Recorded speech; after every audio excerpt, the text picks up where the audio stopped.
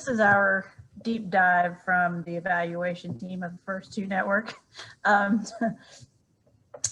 Winter really is the time when your evaluation team goes dormant.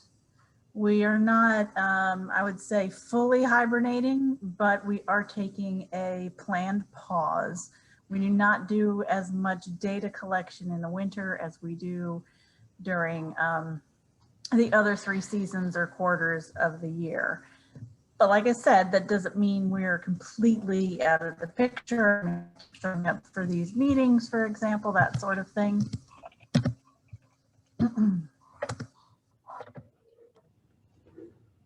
So here's what we've really been up to, in addition to sort of cooling our heels and thinking about what's ahead in the next year.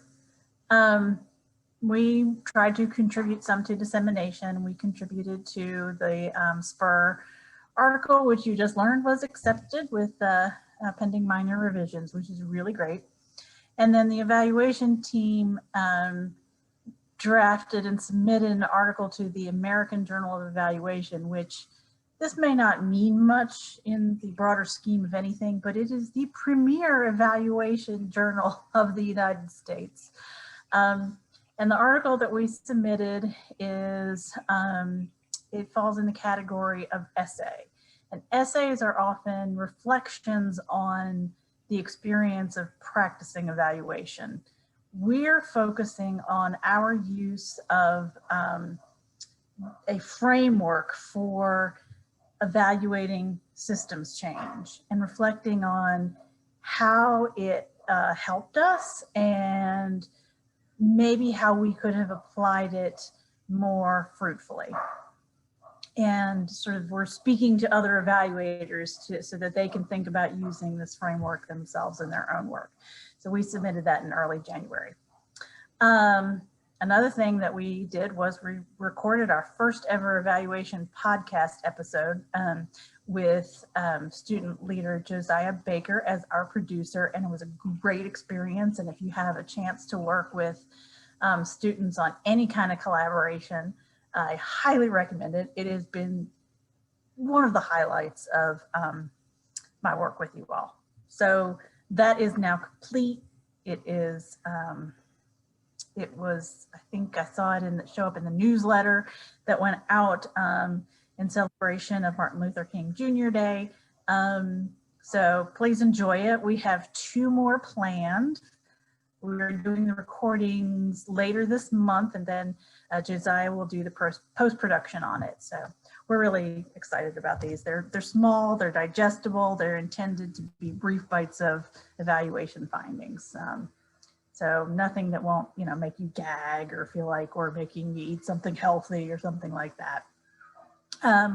We've also administered the work group self-assessment, which we do twice a year. I can't recall quite when my colleague John Ave was planning to close that administration, but it's open and we look forward to those data. And in fact, our 3rd podcast episode will highlight findings from that self-assessment. Another new and cool thing that we're doing is that we are trying to support the student tracking system, as well as ensure that every student is afforded the opportunity to understand her or his human subjects' rights. So, what kind of evaluation activities are we inviting them to participate in? What are the risks? How do we handle confidentiality? All those things. And we are now at a point in our process where we understand all of the data that we're going to collect. We understand where we're headed each year now. And so we are working with our IRB to create 2 new consent forms. They're sort of like omnibus consent forms. They cover everything, and including research. So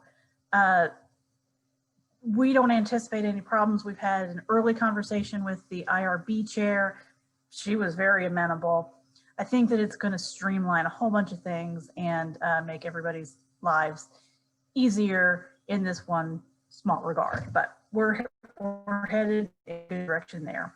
we did think deep evaluative thoughts while we ate a lot of honey. So it's been a good winter.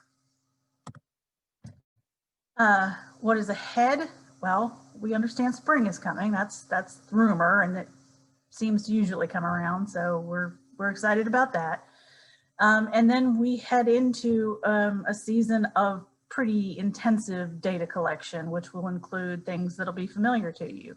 The elements of collaborative change interviews, working group self-assessment will be re-administered, the steering committee survey, student focus groups, which are always a highlight, and ongoing document review. So that's where we are these days, and I'm going to stop sharing now. I do not have any questions for you, again, because I've been too busy thinking deep evaluative thoughts.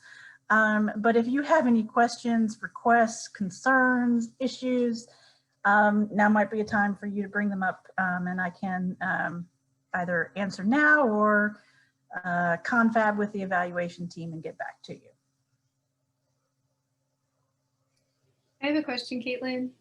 Yes. I love the Bears.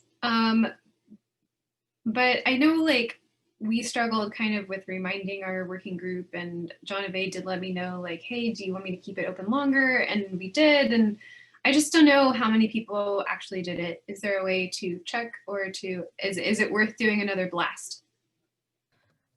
I will check in with Jonavay, and if she is unhappy with the response rate, we can nudge some more.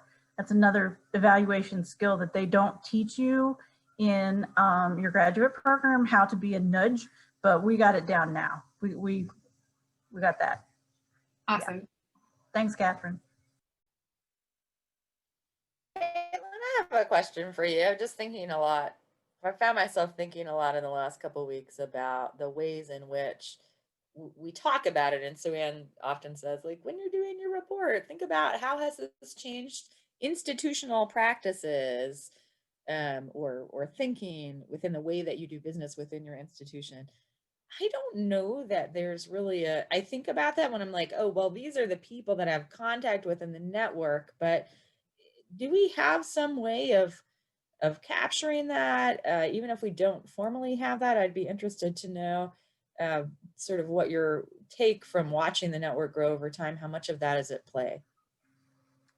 I think that's a really good question. It's certainly one of the things that we struggled with when we started thinking about through the lens of systems change with this last evaluation report. We principally were able to find evidence of some of that change through document review, which means we read all of the stuff you create. So, you know, just so you know, like, you do have an audience for that stuff, and it shows up in my desktop. There's some evidence there. There's also evidence from interviews. Interviews are a place where we ask people, you know, what's happening and at your institution. I think that we need to broaden our scope in the coming years to include more people across institutions. And that will give us a clearer sense of what's happening in terms of institutional change at those specific sites. So we recognize that as a need, and we suspect it might fit into interviews, but there's probably also ways that we can add some items to surveys as well. It might, I don't know if we could fit it in or not, Caitlin, but it might also be interesting to have part of a steering committee meeting be something that's scheduled separately. I'm not sure, but to have a focus group around it, I think it would be a really interesting conversation to just focus in on that with several of the people that have been involved with the first two now. I would be delighted. I don't know how the steering committee feels about giving up one of their meetings for that sort of thing, but you know, we could certainly, I'd be happy to leverage it to have those conversations.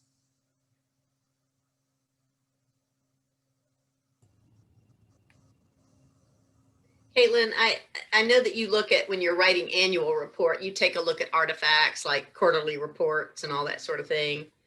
At some point, if we wanted to get together with evaluation team just to see if there are things that should be asked in the quarterly report questions that give value to your investigation, we could definitely amend what goes into those questions.